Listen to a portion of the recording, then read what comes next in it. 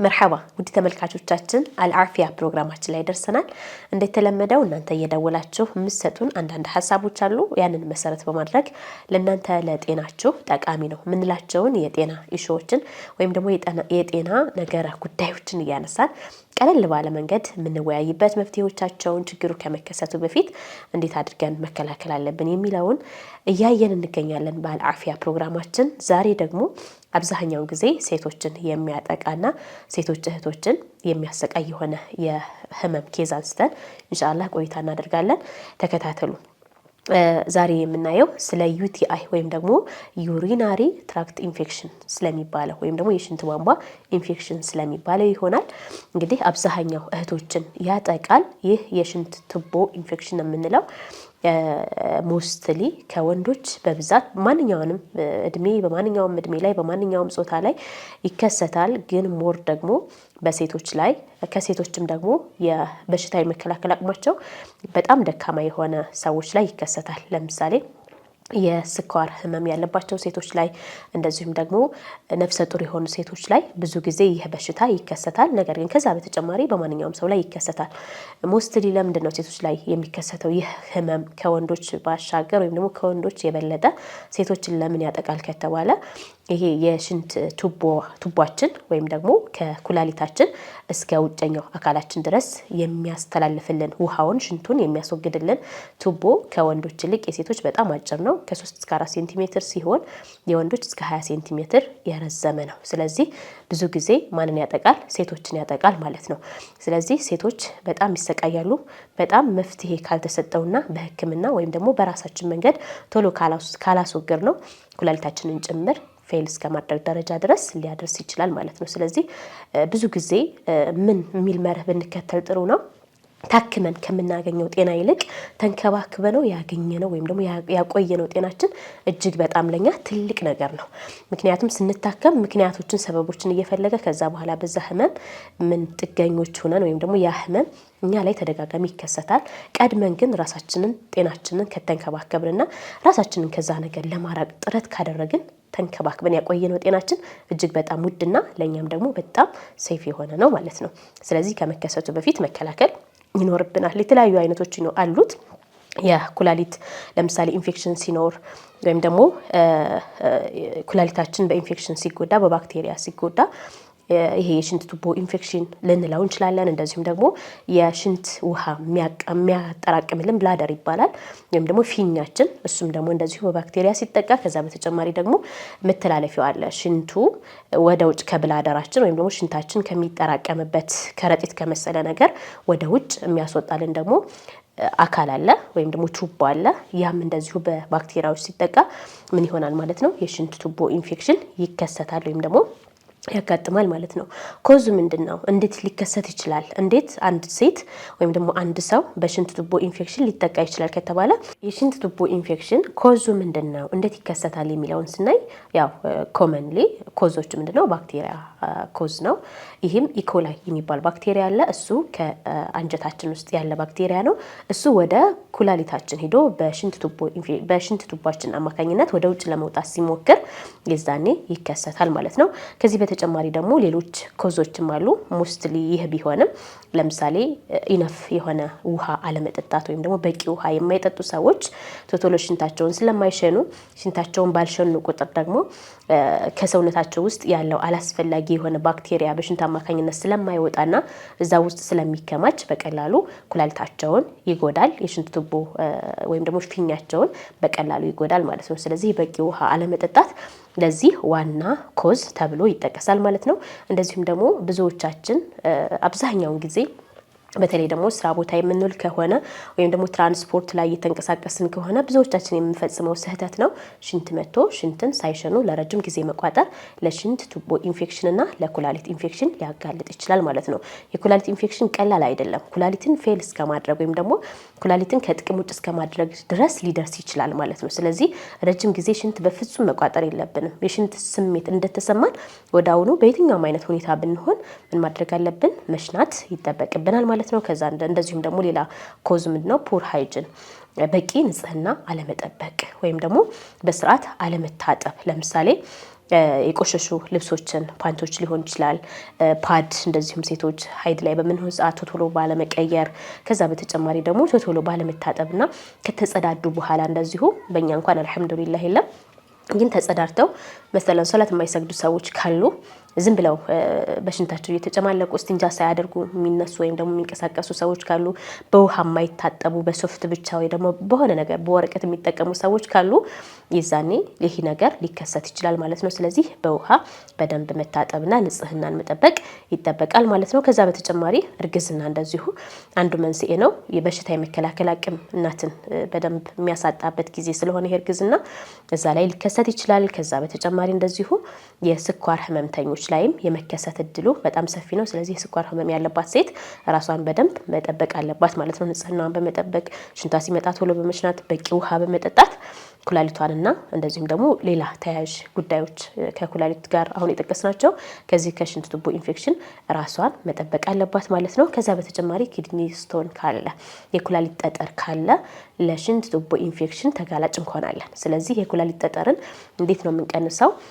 በጣም ሳይዙ ተመጣጣኝ ከሆነ ወይም ደግሞ ሰርጀሪ ደረጃ ላይ የማይደርስበት እንትን ላይ እስካለ ድረስ ሳይዝ እስካለ ድረስ በቂ ውሃ በደንብ በመጠጣት ውሃ መጠጣት ማንችል ከሆነ ለምሳሌ አሁን በጣም ቀዝቃዛ አካባቢ የምንኖር ሰዎች ወይም ደግሞ የምንኖርበት የአየር ሁኔታ ቀዝቃዛ ከሆነ ውሃ ጠጡ አይልም፣ ወይም ደግሞ ውሃ ለመጠጣት እንገደዳለን። ስለዚህ ሀብሀብ ውሃ የሚተካ ነገር ለምሳሌ ሀብሀብ 90% አካባቢው ውሃ ስለሆነ ሀብሀብ በደንብ ብንበላ ለኩላሊት ጠጠራችን በጣም ፍቱን ነው። ለምንድን? በውስጡ ውሃ ብዙ ስለያዘ ቶሎ እንድንሸና በማድረግ ያ ጠጠር ወይም ደግሞ የተከማቸው የጨው ክምችቶች ሊሆኑ ይችላሉ፣ ኪድኒ ስቶን ሊያመጡ የሚችሉ ነገሮች ከዚህ በፊት አይተናቸዋል። ስለዚህ ያ በቀላሉ እንዲወጣና እንዲሟሟ ስለሚያደርግልን ኪድኒ ስቶን ካለ እሱን ውሃ በመጠጣት ማስወገድ ይጠበቅብናል ማለት ነው። ይህ አንዱ ኮዝ ይሆናል ማለት ነው። ከዛ በተጨማሪ የምንጠቀምበት ቶይሌት ወይም ደግሞ ሽንት ቤት በጣም ቆሻሻ ከሆነ ንጽህናው የማይጠበቅለት ከሆነ በቀላሉ ባክቴሪያዎች ይራባሉ። እኛ እዛ በምንገባ ሰዓት የተለያዩ ነፍሳቶችን ልናገኝ እንችላለን። እነዛ ነፍሳቶች ወደ ሰውነታችንን በመንካት በቀላሉ ባክቴሪያው እንዳጠቃን ያደርጋል ማለት ነው። ከዛ በተጨማሪ ካቴተር የሚጠቀሙ ሰዎች ካሉ ለምሳሌ ሽንት ማጥ ሊሆን ይችላል፣ በወሊድ ምክንያት ሊሆን ይችላል፣ በተለያየ ሕክምናዎች ሊሆን ይችላል። ካቴተር ከተደረገላቸው በቀላሉ ባክቴሪያ ወደ ሽንት ቧንቧቸው ስለሚገባ ስለዚህ እነዛ ሰዎች በደንብ ትኩረት ሊሰጣቸውና በቂ ውሃ ጠጥተው ካቴተሩ እንኳን ቢኖር ቶሎ መሽናት መቻል ይጠበቅባቸዋል ማለት ነው። አንድ ሰው በሽንት ቱቦ ኢንፌክሽን ከተጠቃ ወይም ደግሞ ከታመመ እንዴት ነው ሊያውቅ የሚችለው? ኩላሊቱ ከመጎዳቱ ኩላሊትን ይጎዳል እያለ ነው። ስለዚህ ይሄ ነገር ከመከሰቱ በፊት እንዴት ነው ሊያውቅ የሚችለው? ምልክቶች ምን ምንድን ናቸው የሚለውን ስናይ ሞስትሊ ይሄ በምንሸናበት ሰዓት በርኒንግ ሴንስ እናደርጋለን ወይም ደግሞ ያቃጥላል። ስለዚህ ስንሸና የሚያቃጥለን ከሆነ ይህ አንዱ የሽንት ቱቦ ኢንፌክሽን ምልክት ስለሆነ ቶሎ ብለን ወደ ሕክምና ተቋም መሄድ አለብን ማለት ነው። ወይም ደግሞ በቂ ውሃ ቶሎ በመጠጣት በራሳችን ያንን ባክቴሪያ ማስወጣትና ንጹህ ማድረግ እንችላለን ማለት ነው። ከዛ በኋላ እንደዚሁም ደግሞ ፍሪኩዌንት ዩሪኔት ካለ ቶሎ የመሽናት ካለ አሁንም ደግሞ ሽንት ቤት ሳይደርሱ ወይም ደግሞ ሽንት መሽኛው ጋር ሳይደርሱ የተወሰነ ሽንት ጠብ የሚል ከሆነ ይሄ አንደኛው ምልክት ስለሆነ ቶሎ ራሳችንን ትሪት ማድረግ ይጠበቅብናል ማለት ነው። ከዛ በተጨማሪ ደግሞ ሽንታችን በጣም ባድ ስሜል ካለው ወይም ደግሞ በጣም መጥፎ ሽታ አንዳንድ ጊዜም ደግሞ ከፍተኛ ደረጃ ላይ ሲደርስ ደም የቀላቀለ ሽንት ምንሸና ከሆነ ይህ አንዱ ምልክት ነው ማለት ነው። እንደዚሁም ሎወር አብዶሚናል ፔን ካለን ለምሳሌ ከሆዳችን ከታችኛው አካባቢ ይሄ ፊኛ ብለን ወይም ደግሞ የሽንት ፊኛችን የሚቀመጥበት አካባቢ ላይ ህመም ካለ ለመንቀሳቀስ የሚያስቸግር ቀጥ ለማለት ለመጓዝ የሚያስቸግር አይነት ህመም ካለ ስለዚህ ይህ የሽንት ቱቦ ኢንፌክሽን ምልክት ሊሆን ስለሚችል መጠርጠር መቻል አለብን ማለት ነው። በእነዚህ ምልክቶች የሽንት ቱቦ ኢንፌክሽንን መለየት እንችላለን ማለት ነው። ከዛ በተጨማሪ ኪድኒ ኢንፌክሽን ካለ በጣም ኢመርጀንሲ ነው፣ ቶሎ ብለን መታከም አለብን። ለምንድን ይሄ ዩሪናሪ ትራክት ኢንፌክሽን ጋር ምን እንጠቅሰናል? ኪድኒ ኢንፌክሽንን ጠቅሰናል። ስለዚህ የዛን ጊዜ ኪድኒ ኢንፌክሽን መሆኑን እንዴት እንለየዋለን? ዩሪናሪ ትራክት ኢንፌክሽን እኛ በራሳችን ቤት ላይ ትሪት ልናደርገው እንችላለን። በቂ ውሃ በመጠጣት ንጽህናችንን በመጠበቅ አይደለ ሽንት ቤታችንን የምንጠቀምበትን ቦታ ጽዱ በማድረግ። ግን ኩላሊታችን ኢንፌክሽን ካለበት ወይም ደግሞ ኩላሊታችን ከተጎዳ እንዴት ነው ልናቅ የምንችለው? በሕክምና ቶሎ ትሪት መደረግ ስላለበት ማለት ነው። ወደ ሌላ ደረጃ ከመሄዱ በፊት በጣም ከፍተኛ የሆነ ትኩሳት ካለን፣ እንደዚሁም ደግሞ ባክ ወይም ደግሞ ሳይድ ፔን ካለን፣ ከጀርባችን የምንታመም ከሆነ ወይም ደግሞ በጎናችን በጣም የሚጠቀጥቀን ከሆነ ይህ የኩላሊት ኢንፌክሽን ሊሆን ስለሚችል ትኩረት ሰጥተን ወደ ህክምና ተቋም መሄድ አለብን። ኖዚያ፣ ቮሚቲንግ ካለ፣ ማቅለሽለሽ ወይም ደግሞ ቮሚት ማድረግ፣ ወደ ላይ ማስታወክ ካለ፣ ከዛ ቺሊ ካለ፣ በጣም ብርድ የሚለን ከሆነ፣ እንደዚሁም ደግሞ በጣም ቬሪ ዊክ ምንሆን ከሆነ፣ በጣም የሚደክመን ከሆነ፣ ምንም አይነት ስራ ሳንሰራ በደንብ ረፍት አድርገን ተኝተን አድረን መንቀሳቀስ እስከሚያስጠላንና እስከሚያቅተን ድረስ ምን ካለ ድካም ካለ የኩላሊት ኢንፌክሽን ከነዚህ ጋር ተጨምሮ ከሆነ የኩላሊት ኢንፌክሽን ስለሚሆን ቶሎ ብለን ወደ ዶክተር ኢሚዲየትሊ መታየት መቻል አለብን ማለት ነው። ኩላሊታችን ከመጎዳቱና ወደ ሌላ ደረጃ ላይ ከመድረሱ በፊት ማለት ነው። እንግዲህ ማን ነው ሃይ ሪስክ ወይም ደግሞ ለዚህ ህመም ሞር ተጠቂ የሆነ ማን ነው? ቀደም ብለን አይተነዋል። ለማስታወስ ያክል ሴቶች፣ እንደዚሁም ደግሞ እርጉዝ የሆኑ እናቶች፣ ትልልቅ በእድሜ የገፉ እናት አባቶች ሊሆኑ ይችላሉ። በጣም ፒውር ኢሚኒቲ ያላቸው ወይም ደግሞ በጣም የበሽታ የመከላከል አቅማቸው የደከመ። ስለዚህ እነዚህ ኬዞች ከእነዚህ ላይ ከሆንን እድሜያችን ከፍ እያለ ከሄደ፣ ነፍሰ ጡር እናቶች ከሆንን፣ የስኳር ህመም ካለብን፣ የበሽታ የመከላከል አቅማችን ደካማ ከሆነ በሽታ የመከላከል አቅማችንን በቂ ረፍት በማድረግ በቂ እንቅስቃሴ በማድረግ አትክልትና ፍራፍሬዎችን በመመገብ በሽታ የመከላከል አቅማችንን ከፍ ማድረግ እንችላለን። ዲያቤቲክ ፔሽንት ከሆነ ወይም ደግሞ ዲያቤት ካለብን ምን ማድረግ አለብን? ያንን ቶሎ መታከም በምንችልበት ደረጃ ከሆነ ቶሎ መታከም፣ አቁሙ የተባልነውን በማቆም ጣፋጭ ነገሮችን፣ ነጭ ነገራቶችን፣ መኮረኒ፣ ስንዴ፣ ዳቦ እነዛ የመሳሰሉ ነገራቶችን በማቆም ኢንሱሊን መውሰድ ካለብንም ኢንሱሊን ወስደን ራሳችንን ከዚህ ነገር ትሪት ማድረግ ይጠበቅብናል ማለት ነው። እንዴት ነው ዲያግኖስ የሚደረገው ወይም ደግሞ እንዴት ነው የሚታወቀው ከተባለ ዩሪን ቴስት ነው ብዙ ጊዜ የሚሰራው። ዩሪናላይሲስ ይሰራል። ከዛ በኋላ እዛ ላይ ካለ ይታወቃል ማለት ነው። ዩሪን ካልቸር የሚባልም አለ። ባክቴሪያውን በቀላሉ የሚለይልን አለ። ያ ትክክለኛ የሆነ ያ ባክቴሪያ ኢኮላይ የምንለው ባክቴሪያ ነው ወይንስ ደግሞ ሌላ ነው የሚለውንም እሱም ዩሪን ካልቸር ይሰራል። ከዛ በተጨማሪ አልትራሳውንድም ይሰራል። ሴቨር ደረጃ ላይ ወይም ደግሞ ከፍተኛ ደረጃ ላይ ከደረሰ በተለይ ደግሞ ኩላሊት ኢንፌክሽንን ለመለየት ማለት ነው። እንዴት ነው ትሪት የምንደረገው ወይም ደግሞ እንዴት ነው ትሪትመንቱ?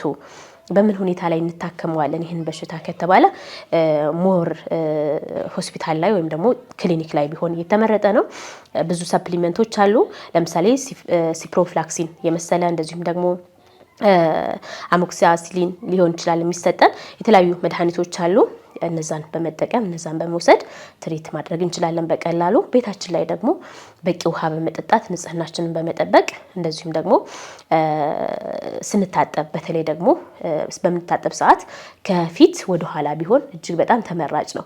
ከኋላ ወደፊት የምንታጠብ ከሆነ ወይም ደግሞ የሰገራ መውጫችንን መቀመጫችንን በደንብ ካጸዳን በኋላ ከፊት ያለ ብልታችንን ወይም ደግሞ ሽንት መሽናችንን ብናጥብ እጅግ በጣም ሞር ተመራጭና ጤናማ ስለሆነ በዛ መልኩ ራሳችንን በማጽዳት እንደዚሁም ደግሞ ሽንታችን ሲመጣ ሽንታችንን ቶሎ በመሽናት ከዛ በተጨማሪ የማያጣብቅ ልብሶችን በመልበስ ለምሳሌ ሴቶች ፓንት፣ ታይት እንደዚሁም ደግሞ ቁምጣ የተለያየ በጣም ጅንስ የተጣበቀ ጅንስ እነዛ የምንለብስ ከሆነ አሁንም ይህም አጋላጭ ሁኔታ ስለሆነ ሰፋፊ ልብሶችን፣ ኮተን የሆኑ ልብሶችን፣ ለስላሳ ልብሶችን እና ሰፋፊ ልብሶችን በመልበስ እንደዚሁም ደግሞ በጣም ጥንቃቄ ልናደርግ የሚገባው በተለይ ደግሞ ሴቶች ምንም አይነት ሳሙና ምንም አይነት ቅባት መጠቀም የለብንም። ለብልታችን ማንኛውንም አይነት ሳሙናም ሆነ ማንኛውንም አይነት ሎሽን ወይም ደግሞ ማንኛውንም አይነት ቅባት ማስወገድ አለብን። በውሃ ብቻ መታጠብ፣ ብዙ ጊዜ ደግሞ አለመታጠብ ይመከራል። አሁንም መታጠብ ራሱ ጠቃሚ የሆኑ ባክቴሪያዎች አሉ በተፈጥሮ ማለት ነው። ሴት ልጅ የሚወጣ ፈሳሽ አለ ኖርማል በጤናማ መልኩ። ስለዚህ ያንን ቶሎ የምናስወግደው ከሆነ እነዛ ባክቴሪያዎች የሚመገቡ ስለሌላቸው ህመምተኞች ያደርገናል ማለት ነው። ስለዚህ የምንታጠብበትን መጠን በመቀነስ አሁንም ባለመታጠብና ስንታጠብ ደግሞ በንጹህ ውሃ በመታጠብ ይህንን ከፍተኛ አደጋ ላይ ሊያጋልጠን የሚችልን ምን ማድረግ አለብን? መከላከልና ራሳችንን መጠበቅ መቻል አለብን ማለት ነው። እንግዲህ ዛሬ ስለ ሽንት ቧንቧ ኢንፌክሽን አጠር አድርገን በዚህ መልኩ አይተናል። በቀጣይ ሳምንት ደግሞ እንድናነሳው ወይም ደግሞ እናንተ እንድታውቁት የምትፈልጉት የሕክምና ኬዝ ካለ ደውላችሁ ወይ ደግሞ በመልእክት ልታስቀምጡልን ትችላላችሁ። እኛም የእናንተን ሀሳብ መሰረት አድርገን ተመርኩዘን እዚህ አጠር ያለ ማብራሪያና ገለጻ እናደርግበታለን ማለት ነው። ቀሪ ፕሮግራሞቻችን ይቀጥላሉ። አብራችሁን ቆዩ።